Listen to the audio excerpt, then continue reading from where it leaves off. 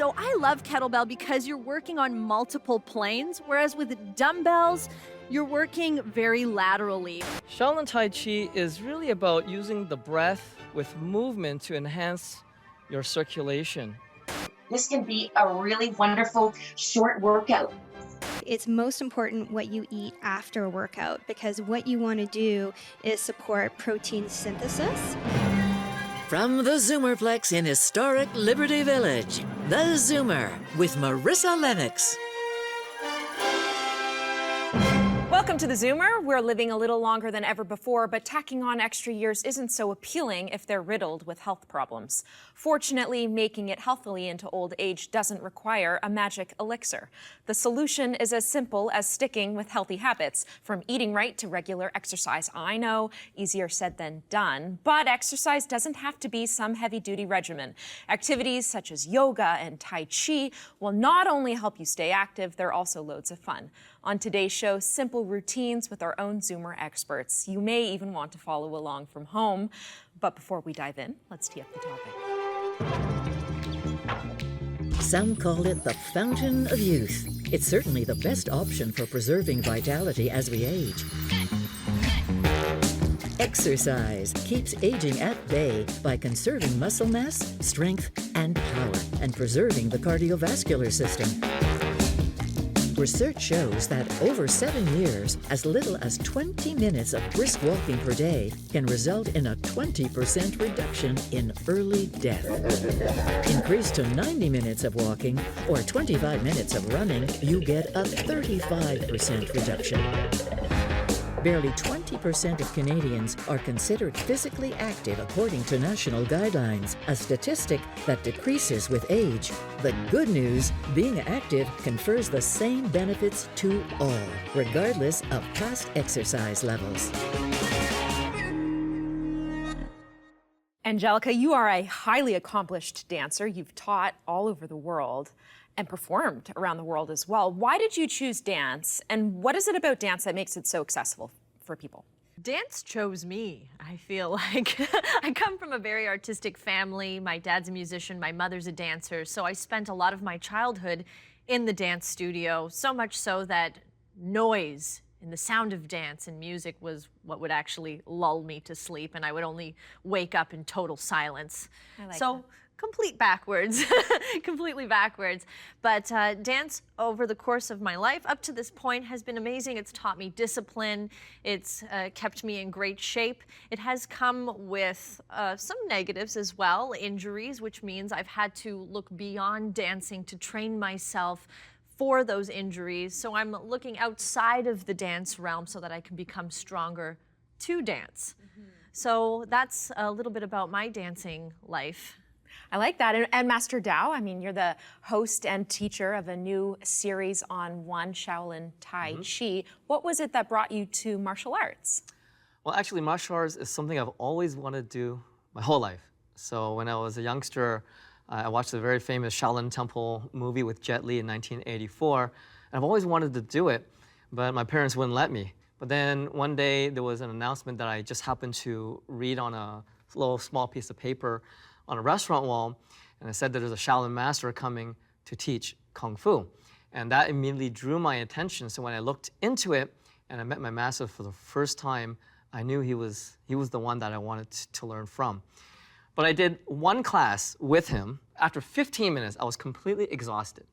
And I didn't understand, I was so confused. Like, why am I so exhausted? I was playing tennis 3 to 4 hours a day for about 5 or 6 days a week. So I got really heavily into it. And yet, when I do 15 minutes of Kung Fu, I'm destroyed. How come?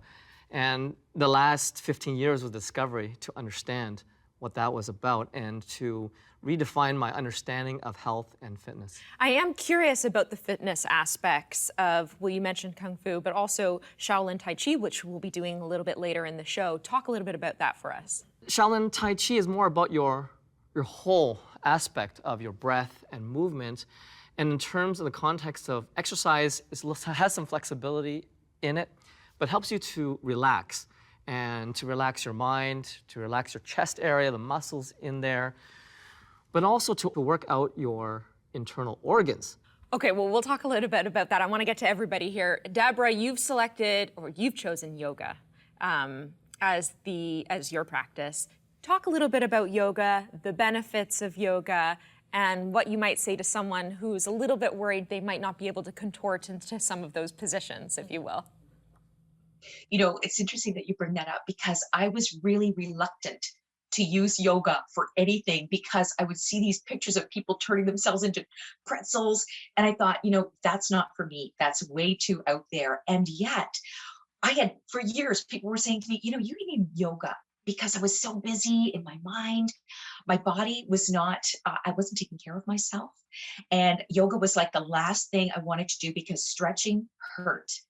And so it just kind of got to a point where I was at the end of the road. You know, I was going to the chiropractor and the massage therapist constantly, and I really wasn't making a lot of improvement. And a colleague of mine said, try this gentle yoga class. And I went, and in a room full of people who had had cancer, heart disease, stroke, multiple sclerosis, I was the least fit person in that gentle class. And I was really kind of intimidated, but at the end of the class, I felt so amazing. I just felt like I stretched to my capacity for that day. And it was just such a wonderful mind-body experience. I thought, okay, I'm going to give this another shot. Healing yoga practice is a very simple practice. It meets us where we are. I know for myself in my own health journey, I have resolved a lot of my health issues. Weight loss was a huge issue for me. And then all the inflammation that goes with, you know, having problems with my diet, having a really busy mind, having a lot of headaches, getting anxiety, depression. So slowing down, allowing ourselves to be very gentle in the beginning, and then watching as the body starts to heal itself. And I know that I'm more fit now at 55, going on 56, than I was at 35, 36 when I started to take yoga. And I'm just so grateful. Well, and I can honestly say throughout COVID, I know that yoga has certainly helped to sustain me. Now, Ciara, no workout is complete without proper nutrition. So what do people typically, what are the typically people looking for when they come to you in terms of weight loss goals, and what advice would you give them? Yeah, when it comes to weight loss, I specialize in working with women and specifically with hormonal imbalance. And so I do that from obviously a natural health perspective. It's not about giving somebody hormones, but it's about understanding how our lifestyle choices, exercise, when we sleep, when we eat, what we eat, and how that creates hormonal balance and blood sugar balance. So blood sugar balance is the most critical part of preventing disease, reducing the aging process, and also for losing weight. So that is really what I focus on. Perfect. You and I will have an opportunity to really delve into that a little bit later in this show, but we're coming up against a hard break. So when we come back, Anjelica will lead us through a kettlebell workout. That's next. We always are working on grip strength when it comes to kettlebell, which is another feature of kettlebelling that you don't get in other forms of exercise.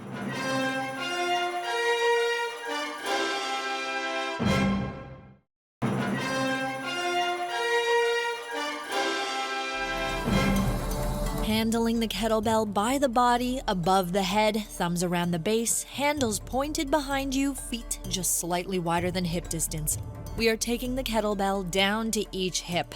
Keep in mind that the number of reps varies based on the weight of your kettlebell. If you would like to build upon this, add a leg raise to challenge the balance and sculpt that highly sought after above the knee quad definition.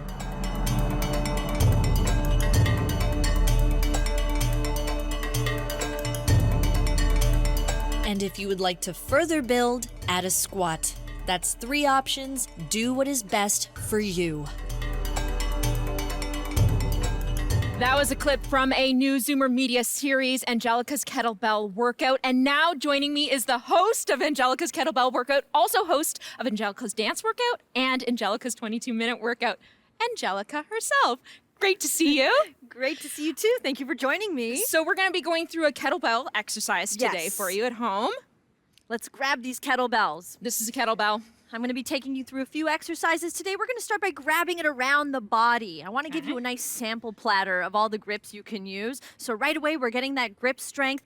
The handle's in line with the collarbone, and you're just going to pivot the ball of the left foot into the floor as you reach up and to the right.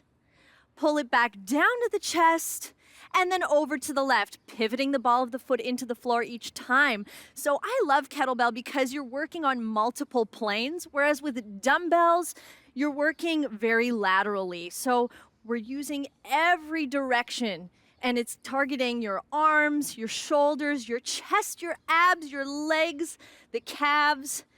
Let's do the other side just to round it off.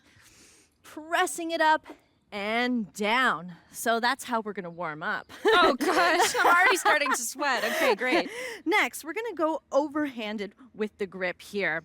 And you know the kettlebell swing. It's the most famous move in kettlebelling, right? It's the most famous move. It's the one that I am familiar with. Yeah. Yes. It's the cornerstone of kettlebell fitness. It works the entire body. We're gonna do a little bit of a twist on the kettlebell swing today. Okay. We're going to pass the kettlebell behind the knee. Take it around. Once you get to the center, get a nice bend, and then inhale, push it up. And then on the exhale down, you're passing around the other leg. So how does this motion add to the kettlebell swing? So this adds a coordination element to it, right? We're always working on coordination. We always are working on grip strength when it comes to kettlebell, which is another feature of kettlebelling that you don't get in other forms of exercise. Which, if you have good grip strength, studies have shown that you have a reduced chance of heart attack or stroke. And it's a little bit difficult to pass a kettlebell behind the knee, right? It is difficult. So you have to think more when you're doing this. And then the kettlebell swing, as we all know, and for those of you that don't know, it has such a great cardiovascular benefit. As you can tell, I'm starting to get a bit breathless here from talking. When you do kettlebell swings, it gives you just as an effective of a cardiovascular workout that running for 30 minutes does. Now I can feel this working my hamstrings. Yes, posterior chain is fired up. Yep. And your chest, good, nice. That's enough of that. All right, take us to the next motion. Okay, so I'm going to show you something called rack position, which you're going to see a lot of in the series.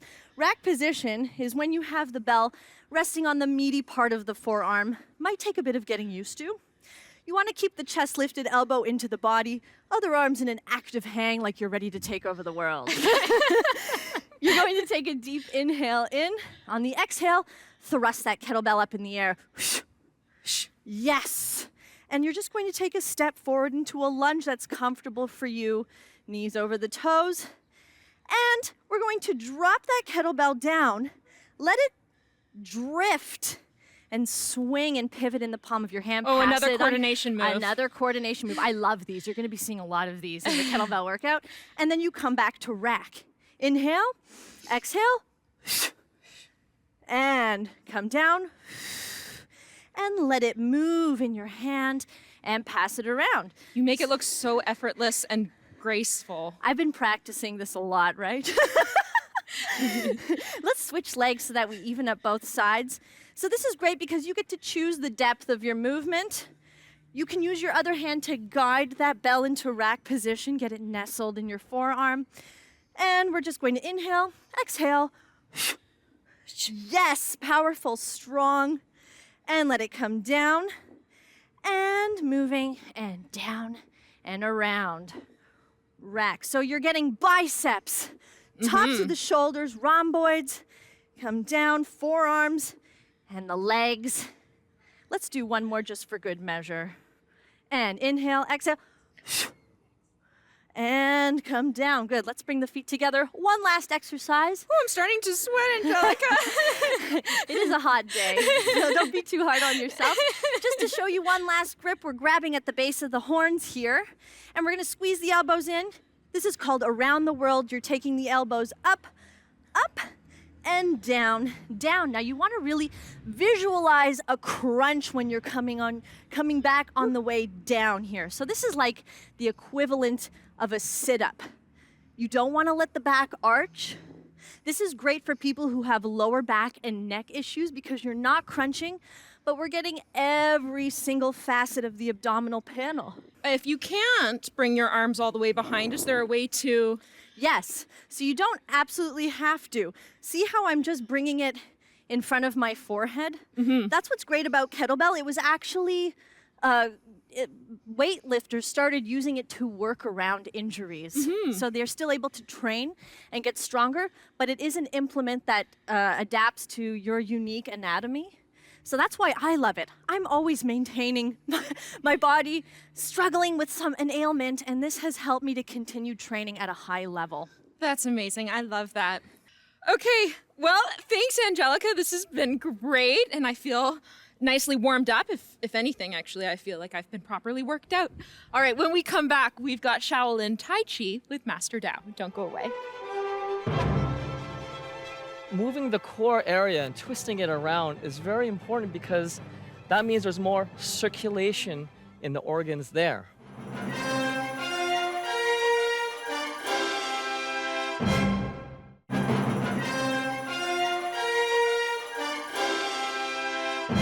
The Mabu stance. Pull the right foot in and slightly squeeze the knees together.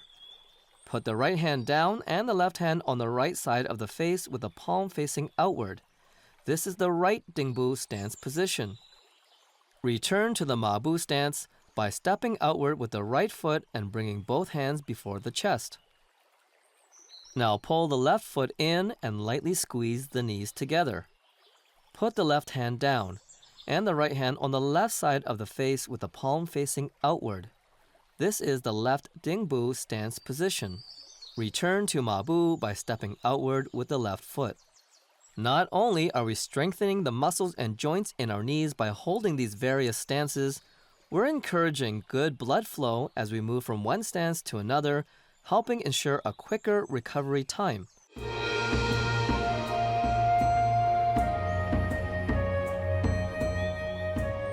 Welcome back. That was a clip from a new series on ONETV, Shaolin Tai Chi with Master Dao. He joins me now to take us through a Tai Chi practice. Now, Tai Chi or Shaolin Tai Chi is often referred to as meditation in motion. Why do you think that is? It's because we're trying to clear our minds and not think about and worry about the everyday problems and just center ourselves to ourselves and just be in that moment. All right, well, I like that. So take us through a routine. Okay, you're gonna learn the outward cloud hands technique and then a little mini form called moving or traveling outward cloud hands. And you're just gonna go through it nice and easy. Okay, all right. You say nice and easy, I'm not so sure. Okay, so what we're gonna do is we're gonna start with one hand, the right hand, breathing in and then breathing out. So in the beginning, we just want to work on the motion of it. It looks pretty simple, but here are some details.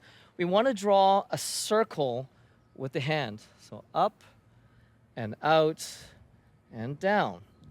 Then we want to focus on the palms. It's facing up on the way up and then turning the palm and then facing down on the way down, up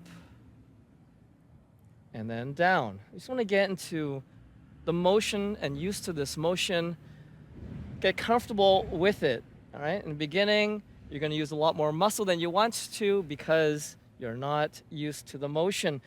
And later on, we're going to learn how to relax a little bit. So work on that in just a moment. I think that that's right. As you're getting used to the mechanics, you can't maybe enjoy it as much as you would if you were a seasoned professional like yourself. Okay, we're going to do the other side now. Okay, going outward and down. And as we're doing this, talk to me a little bit about the fitness aspects and down of what's going on here. Shaolin Tai Chi is really about using the breath with movement to enhance your circulation. And what we're going to be doing in a moment is also using the core. So when we are able to do this nice and relaxed, you'll have better circulation. So I think the best way to think about it is wherever you have tension or strain in the body, that's where your circulation will tend to go to. So we want to relax and allow the circulation to go into the arms from your core as we're doing this movement. Okay, so now we're going to try both hands at the same time. So think about it like this. Your left hand is down by your belly, right hand outward. let's just try moving them both together until the hands are opposite now. So the left hand is outward, the right hand's by the belly, right? And keep going. And then just check to make sure. Is your hand down here, another hand out. And now what we're trying to do is get them to move and never stop. Just continuously moving. And just follow the hand that's coming up and then down. So look to your right hand as it's coming down. Now look at your left hand as that's coming around and down. So let's work in some breathing. Let's advance this a little bit, all right? On the right side, just breathing in, hands coming up here and to the right. And breathing out as your hands come up and to the left. And now focus on your breath. The most important thing is your movement first, followed by your breath. And learn to take a deep breath. Nice and deep. And see if that helps to relax your arms. So you're literally trying to make your arms float around, just using the least amount of muscle possible. Full breath. The more that you breathe, the more energy released in your body. And then the softer your movements. Just try to relax your forearms, your fingers, and your wrist muscles. Nice and flowing.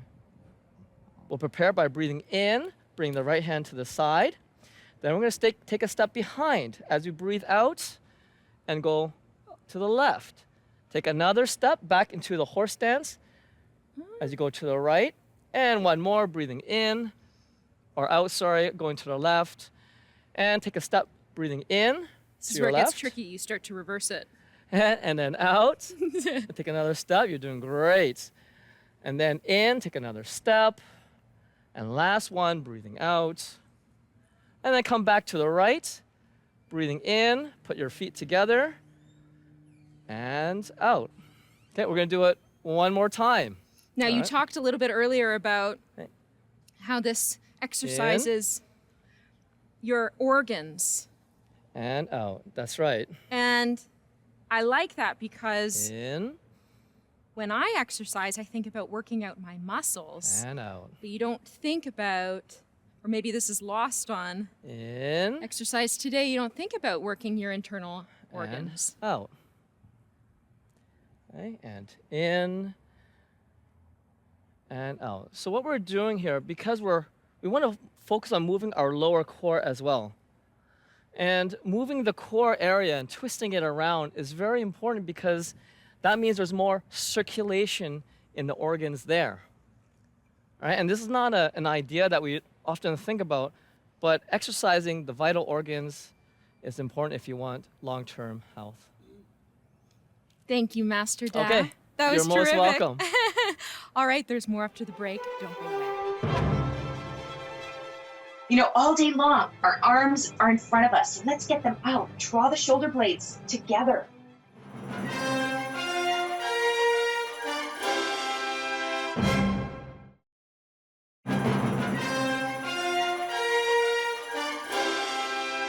Inhaling, lengthening the arms up and over, take the right leg long, and then exhale, right knee comes in toward the belly. We touch the outside of the knee, and then we inhale, legs come long. Exhale, left knee in toward the belly. Many of us have issues with our low back because of the sitting that we're doing. We're spending hours at our desk, hours in the car, and our low back is taking the brunt of all the upper body weight. Things aren't aligned in the lower part of the body. So this is a wonderful way to bring alignment back and to also get a little bit of movement of energy. You can see that this is a really wonderful way to get the hips and the glutes moving.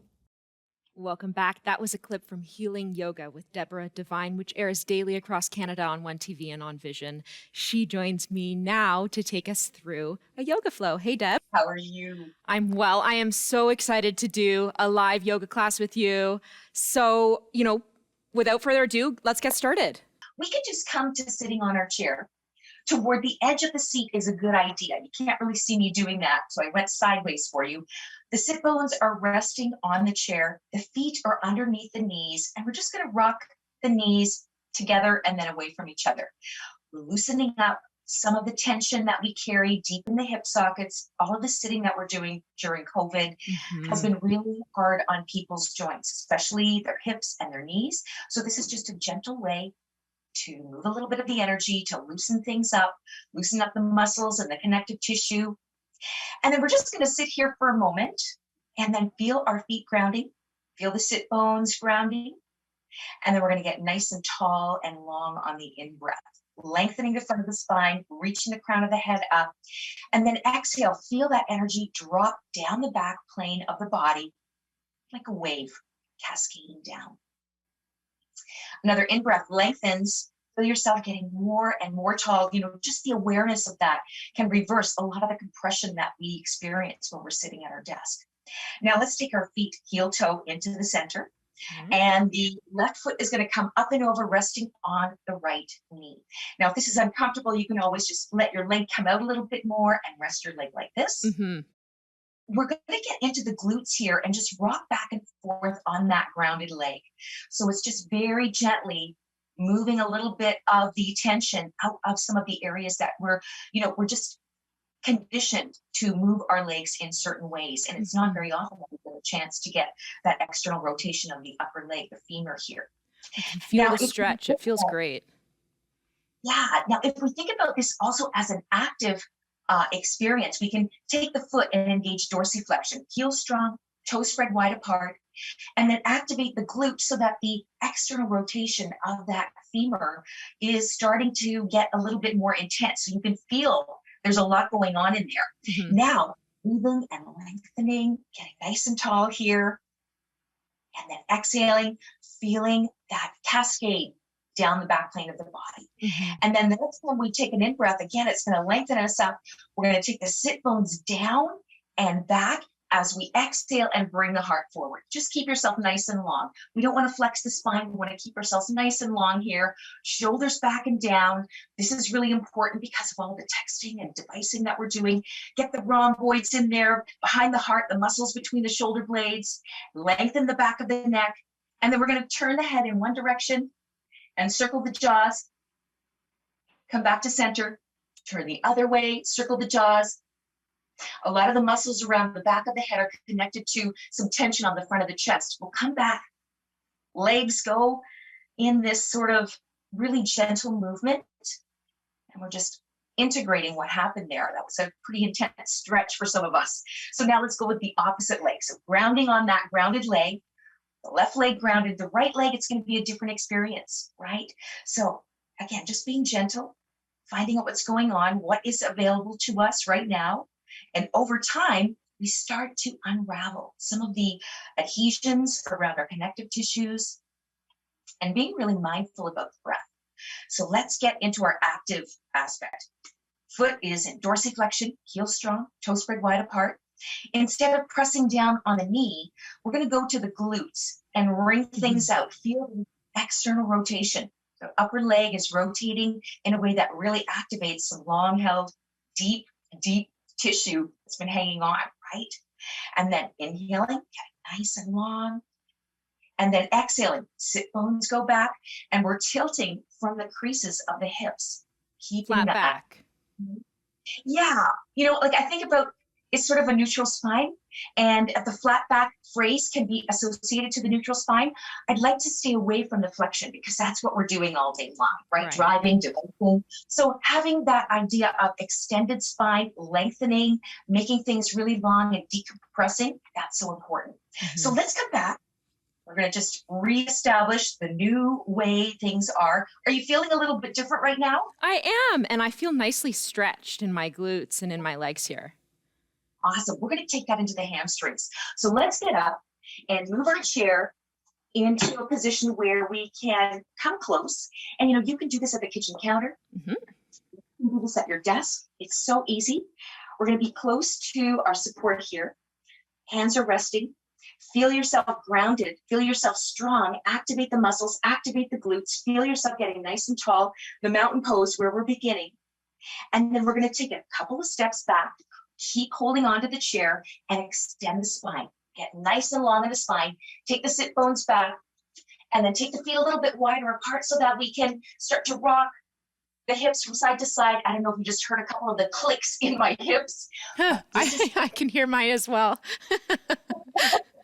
This is what we want to kind of work with when we're sitting for long periods of time, activating the glutes, hugging the hips in, and then really working with the arms, pressing down into the support, broadening through the collarbones, drawing the shoulder blades down the back.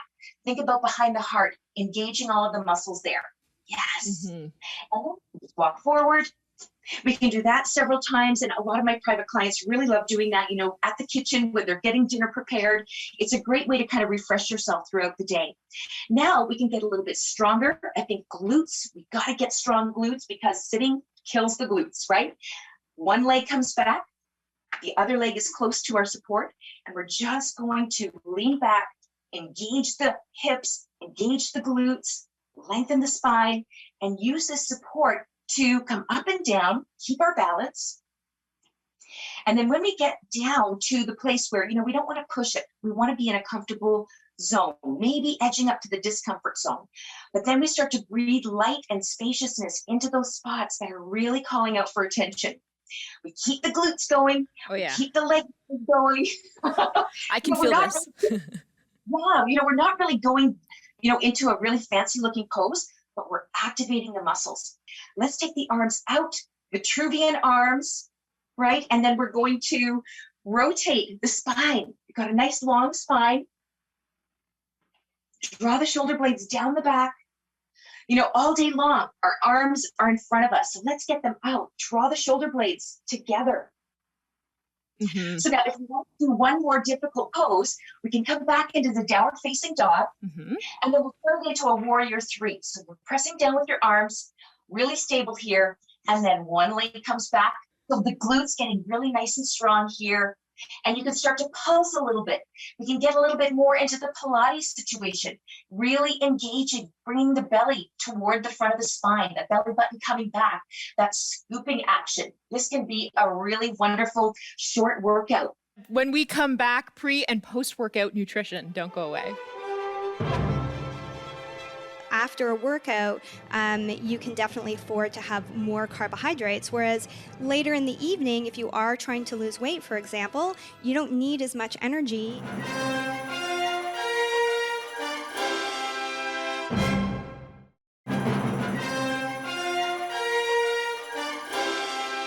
Welcome back. No workout is complete without the proper nutrition. Nutritionist Ciara Foy joins me now with the best foods to eat before and after a workout. Ciara, how important is it to time your foods with your activity? It's actually really important. So, a lot of people think that what they eat before they work out is the most important aspect. That's actually incorrect. And it's most important what you eat after a workout, because what you want to do is support protein synthesis.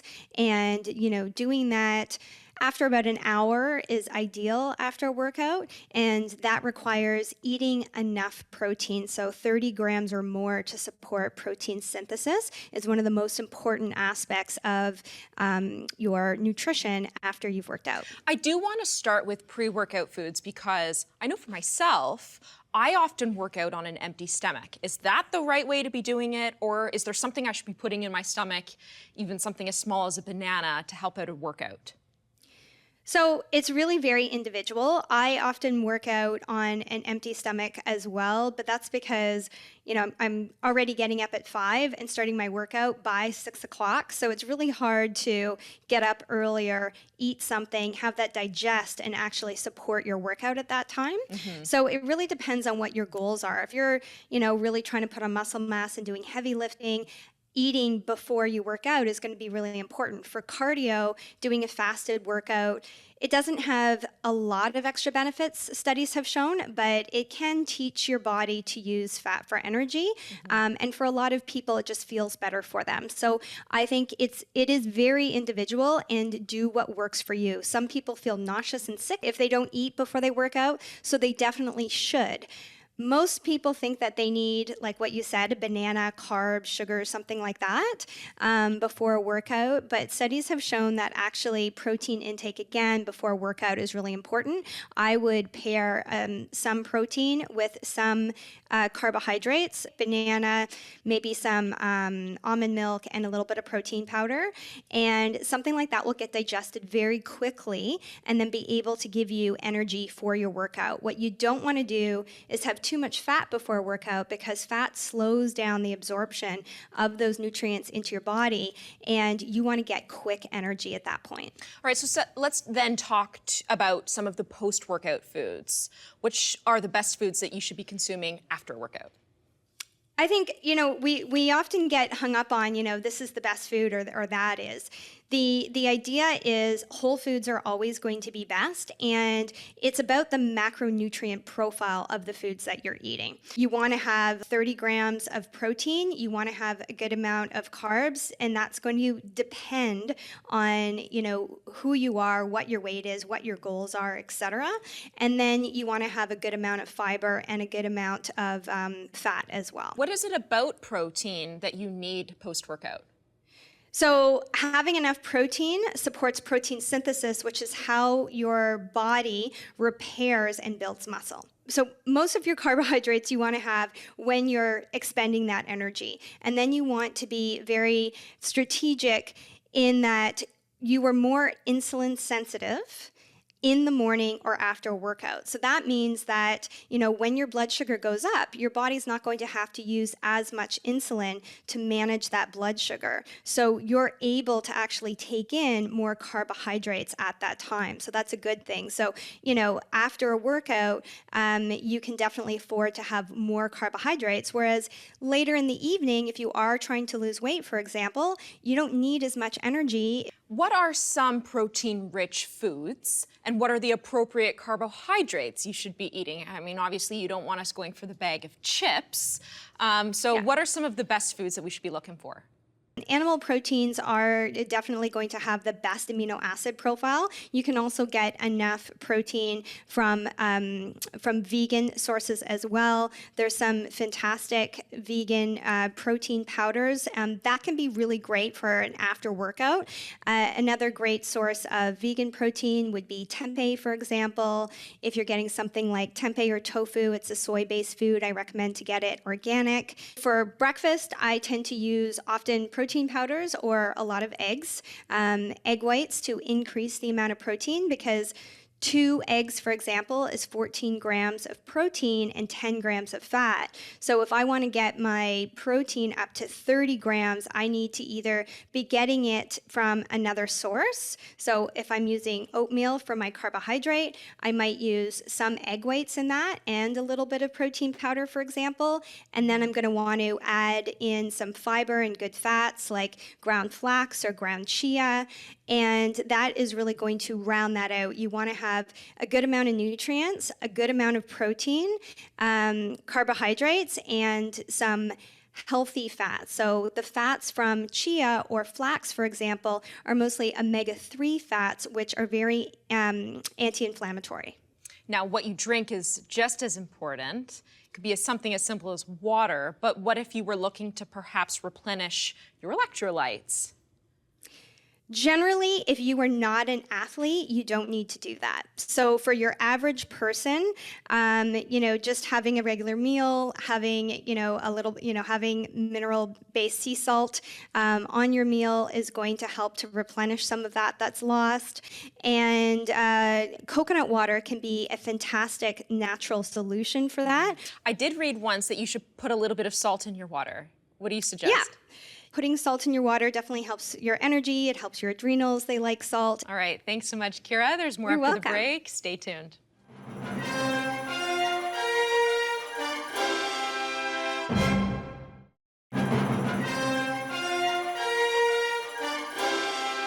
Welcome back. With only a few minutes left, my panelists will leave you with some of their final thoughts. We'll start with Deb.